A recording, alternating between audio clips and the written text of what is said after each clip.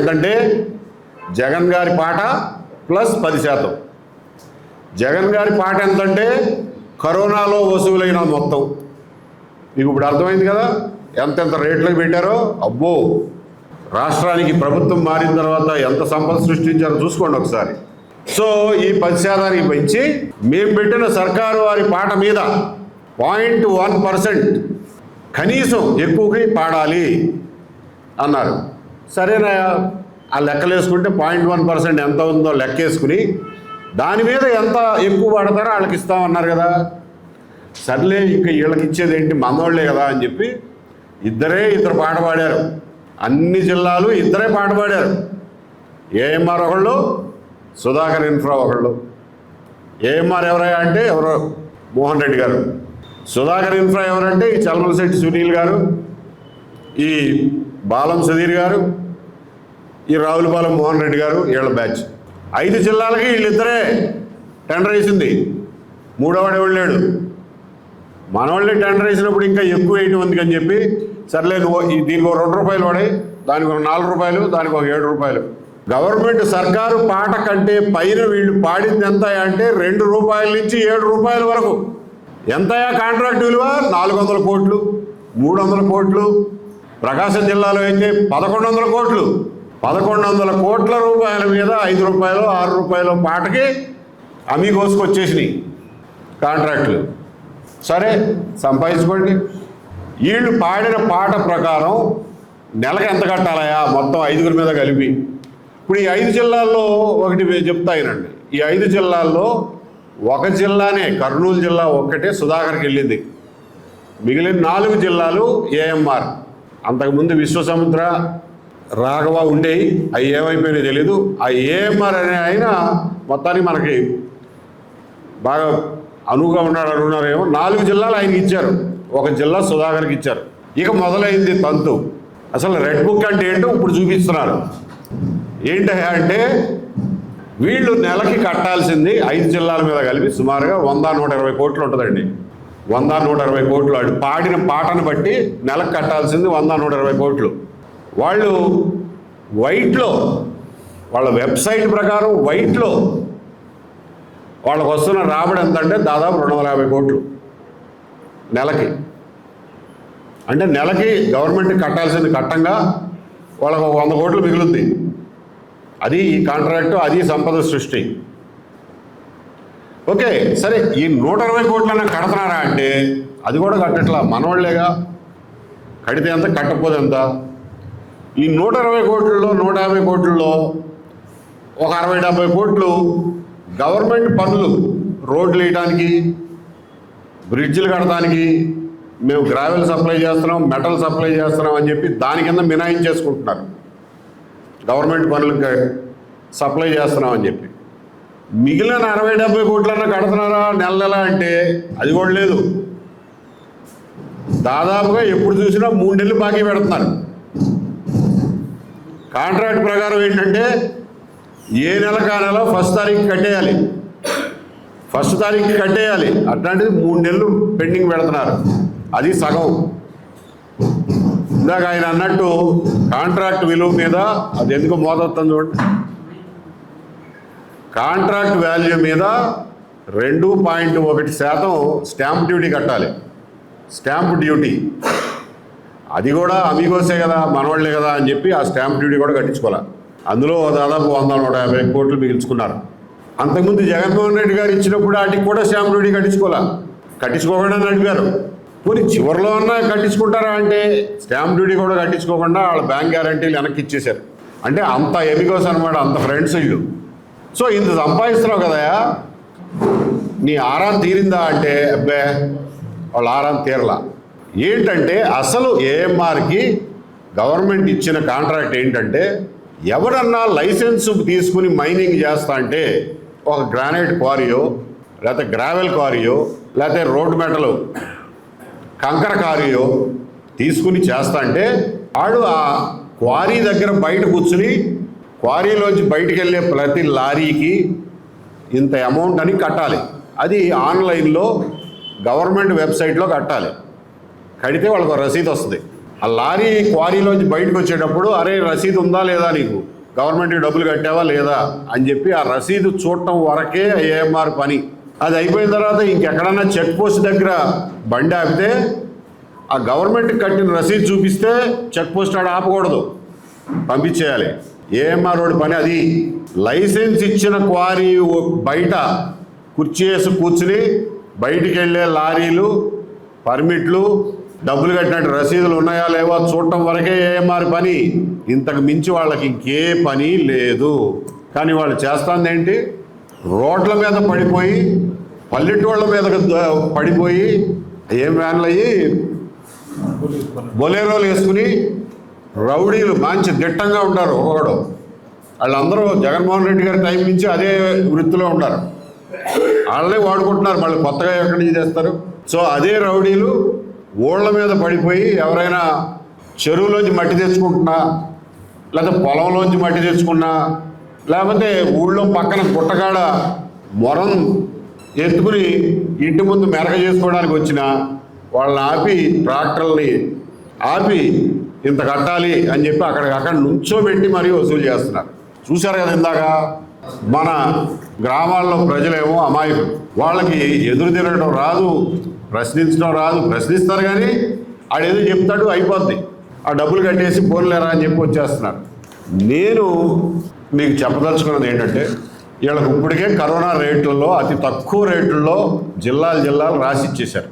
ఈ రోజున అంతకుముందు మెటల్కి 40 రూపాయలు ట్యాక్స్ ఉన్నదల్లా ఇవాళ 150 రూపాయలు అయింది. గ్రావెల్కి అంతకుముందు 40 రూపాయలు ఉండదల్లా ఇవాళ 90 రూపాయలు అయింది.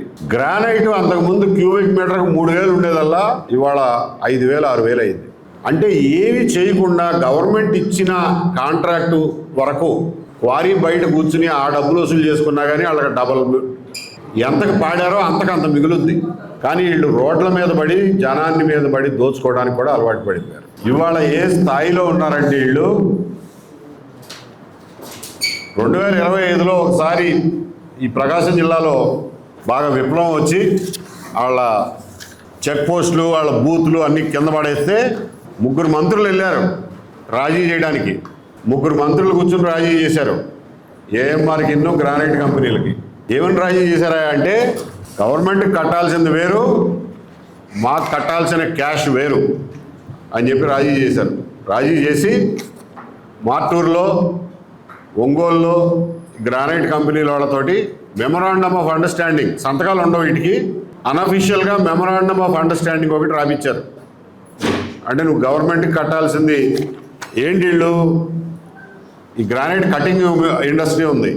గ్రానైట్ కటింగ్ ఇండస్ట్రీలో సింగిల్ బ్లేడ్కి అయితే 35,000, మల్టీ బ్లేడ్కి అయితే 70,000 అని చెప్పి గవర్నమెంట్ వసూలు చేస్తుంది. అది కాకుండా ఇవాళ సింగిల్ బ్లేడ్ లేవు, అన్ని మల్టీ బ్లేడ్లే.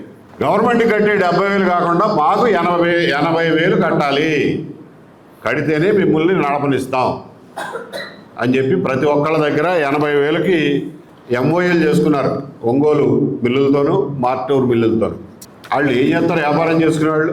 3 మంత్రులు వచ్చి పంచాయతీ చేస్తే వాళ్ళు కాదనే శక్తి అలగాడుంది. ఇవాళ కట్టుకుంటున్నారు, వాళ్ళు ఈ లెక్కలో కట్టుకుంటున్నారు. ఇది కాకుండా మళ్ళా ఫినిష్ గూడ్స్ మీద టన్నుకు 1400. అసలు ఇది ఒక రకం కాదు. సరే, వాళ్ళు లైసెన్స్ తీసుకుని వ్యాపారం చేసేవాళ్ళు. పల్లెటూరులో చెరువులో మట్టి తీసుకొచ్చేవాడికి నా మీద దౌర్జన్యం ఏంటాయా? ఇది ఎక్కడ అన్యాయం? ఇది ఇట్లా ఉంటే పాట పాడిందే తక్కువ రేటుకి, అది కూడా సగం కట్టవు. ఇవాళకి ఫర్ ఎగ్జాంపుల్ విశాఖపట్నం జిల్లాలో 40 కోట్ల రూపాయలు పెండింగ్ ఉంది, బాకీ ఉంది. కట్టరు, కట్టినప్పుడు కడతాం, తర్వాత మాట్లాడదాం అంటారు. వీళ్ళు అన్అఫీషియల్గా ఇట్లా క్యూఆర్ కోడ్లు ఇస్తారు. ఇది ప్రైవేట్ క్యూఆర్ కోడ్, ఇది గవర్నమెంట్ ఏం సంబంధం లేదు. క్యాష్ వసూలు చేసి వాడే క్యూఆర్ కోడ్ ఇచ్చుకుని వేరే చెక్ పోస్ట్ దగ్గర ఎవరైనా ఆపితే ఈ క్యూఆర్ కోడ్ చూపిస్తే పంపిస్తాడు. ఇది పరిస్థితి. ఇట్లా ఉందండి అని చెప్పి వాళ్ళ ఆఫీసరే రాశాడు. ఎప్పుడిది? మొన్న మే 2026లో వాళ్ళ ఆఫీసరే రాశాడు ఇన్స్పెక్షన్ చేసి, వీళ్ళు అనధికారికంగా వసూలు చేస్తున్నారండి, ఒక ప్యారలల్ సిస్టమ్ మెయింటైన్ చేస్తున్నారు. గవర్నమెంట్ వెబ్సైట్ వేరు, ఆడి వెబ్సైట్ వేరు. గవర్నమెంట్కి కట్టే డబ్బులు వేరు, వీళ్ళకి కట్టే డబ్బులు వేరు. అంటే మెక్డొనాల్డ్ మూర్తి గారి లాగా తనదంటూ ఒక ప్రపంచాన్ని సృష్టించుకున్నారు వీళ్ళు. వాళ్ళ వసూళ్లు వేరు, వాళ్ళ వ్యవస్థ వేరు, ప్యారలల్ వ్యవస్థ అనమాట, సమాంతర వ్యవస్థ. ఈ రోజున రౌడీలు, గుండాలు, దుర్మార్గులు, దౌర్జన్యం చేసేవాళ్ళు ఇవాళ ఒక సమాంతర పరిపాలనా వ్యవస్థ నడుపుతున్నారు ఈ రాష్ట్రంలో. అది మనం గుర్తుపెట్టుకోవాల్సింది.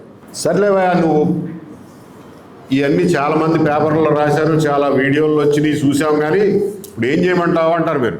నేను చెప్పేది ఏంటంటే ప్రజలారా, ఈ దుర్మార్గానికి మనం తలంచాల్సిన అవసరం లేదు. ఈ దౌర్జన్యాన్ని మనం చూస్తూ సహించాల్సిన అవసరం లేదు. మనకి ఎదుర్కోవడానికి, దీనికి ఎదురు తిరగడానికి, వాళ్ళని పక్కకు తోసేయడానికి మనకు పూర్తి హక్కులు రాజ్యాంగం ఇచ్చింది, చట్టం ఇచ్చింది అని చెప్పి ప్రజలకు తెలియజేయడం కోసమే ముఖ్యంగా ఈ ప్రెస్ కాన్ఫరెన్స్. ఈ రోజున ఏమనుకుంటున్నారంటే పాలకులు కానీ, ఈ సంపద సృష్టికర్తలు కానీ, ఈ ఏఎంఆర్లు కానీ ఏమనుకుంటున్నారంటే మనం ఏం చేసినా చెల్లిపోద్ది, ప్రజల నోట్లో నాలుగు లేని వాళ్ళు, పోలీసులు మన దగ్గరే ఉన్నారు, మైనింగ్ డిపార్ట్మెంట్ మన దగ్గరే ఉంది, మీడియా మన చేతుల్లోనే ఉంది, జగన్మోహన్ రెడ్డి గారు కూడా మన చేతుల్లోనే ఉన్నాడు. మనకి ఏంటి భయం? ఇంకా ఎవడు మనకు అడ్డొచ్చేది అనే పరిస్థితిలో ఉన్నాం. జగన్మోహన్ రెడ్డి గారి చేతుల్లో ఉన్నాడని ఎందుకు అంటున్నామంటే ఈ కంపెనీలన్నిటికీ ముందు ఇచ్చి అలవాటు చేసింది ఆయన, ఒకటి. రెండు, అదే దుర్మార్గాన్ని వాళ్ళు కంటిన్యూ చేస్తా అంటే ఆయన ఒక్క ప్రెస్ కాన్ఫరెన్స్లో మాట్లాడు. సాక్షిలో ఎప్పుడో ఒకసారి తూతు మంత్రంగా రాసి వదిలేస్తారు, దాని మీద ఏ క్యాంపెయిన్ ఉండదు. గప్చిప్గా కూర్చున్నారు అందరూ. ఎంతసేపు ఏమి ఉపయోగం లేని సంవత్సరం కింద జరిగిన డిఎస్సి గురించి రోజు రాస్తూనే ఉంటారు. దాని మీద వృద్ధులతో జంజీ పోరాటాలు చేస్తూనే ఉంటారు. ఈ మాత్రం మాట్లాడరు. ఎందుకంటే ఇందులో వాటా వస్తుంది కాబట్టి. లేదా ఎందుకు మాట్లాడరు? మీకు బాధ్యత లేదా ప్రతిపక్షంగా? ఎందుకు మాట్లాడరు మీరు? గ్రామాల్లో ఇంత దుర్మార్గం జరుగుతుంటే ఎందుకు ఆపరు? ఆత్మని ఎందుకు చెప్పరు? కాబట్టి ఇవాళ ప్రజలు మనంతటా మనమే దాన్ని ఆపాల్సినటువంటి అవసరం ఉంది. దీనికి కావాల్సినటువంటి సామగ్రి, మానసిక సామగ్రి మీకు ఇవ్వడం కోసమే ఇవాళ ఈ ప్రెస్ కాన్ఫరెన్స్. ప్రజలారా, ఏఎంఆర్ కంపెనీకి ఇచ్చినటువంటి కాంట్రాక్టు టెండర్ కాగితం ఇది. అందులో దాని నెంబర్ ఎంత? 11.4. గుర్తుపెట్టుకోగలిగితే గుర్తుపెట్టుకోండి. 11.4 టెండర్లో 11.4. 11 అంటే జగన్మోహన్ రెడ్డి గారు గుర్తొస్తారు, 4 అనేది గుర్తుపెట్టుకోండి. 11.4 టెండర్. ఆ రూల్ ప్రకారం నువ్వు నా దగ్గర వసూలు చేయడానికి వీల్లేదు, పోరా అనండి. లేదంటారా? ఇంకా సులభంగా గుర్తుపెట్టుకునే చెప్తా. 10G ఏంటి ఇంత పెద్ద పుస్తకం? మైనింగ్ రూల్స్లో 10G.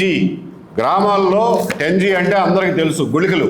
10G గుళికలు వేస్తారు, గుర్తుందా? లద్ది పురుగులకి మొవ్వుల్లో వేసేవాళ్ళం, ఇప్పుడు తగ్గించారు. 10G గుళికలు గుర్తుపెట్టుకోండి.